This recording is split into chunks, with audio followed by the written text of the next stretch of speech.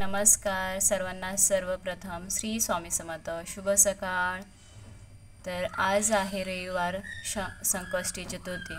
तर संकष्टी चतुर्थी म्हटल्यावर गणपती बाप्पांना अभिषेक तर करायलाच हवा। तर अशा प्रकारे माझी सकाळी देवपूजा झालेली आहे आणि मी आता अभिषेक करत आहे गणपती बाप्पांना।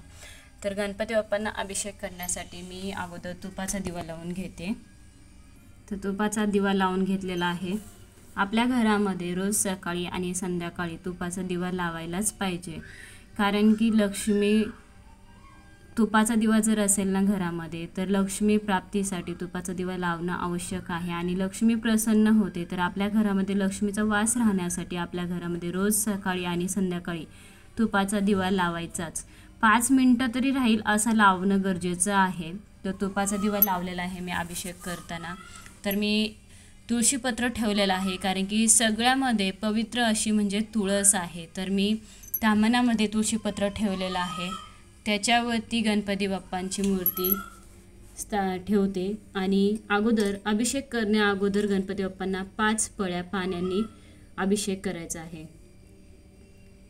ओम गणपते नमः, ओम गणपते नमः, ओम गणपते नमः, ओम गणपते नमः, ओम गणपते नमः। तर आता मी दुधाचा अभिषेक करत आहे। दुधामध्ये टाकलेले आहे थोडीशी साखर, मध, तूप आणि तुळशीपत्र। तर मी दुधाने अभिषेक करते गणपती बाप्पांना।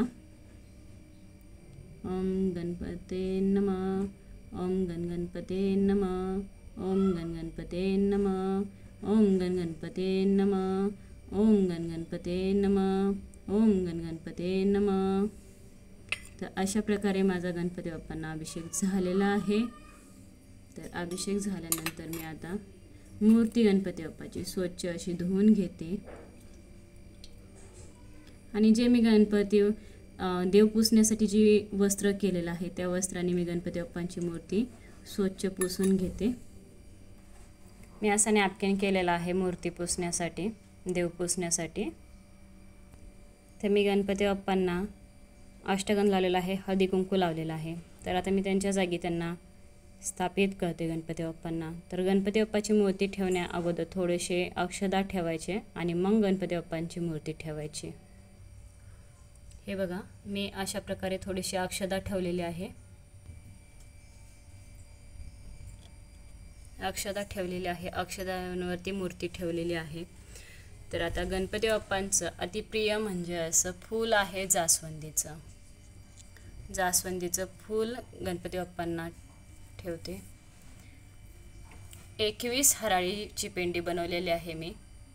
तर संकष्टी चतुर्थीला गणपती बाप्पांची ही सेवा अवश्य करणं गरजेचं आहे।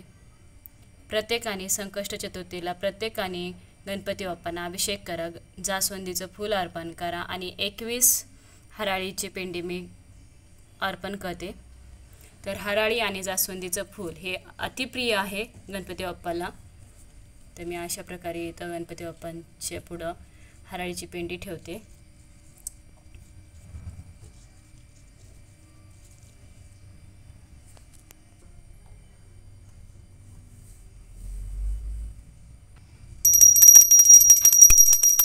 गणपती बाप्पा मोरया, मंगलमूर्ती मोरया।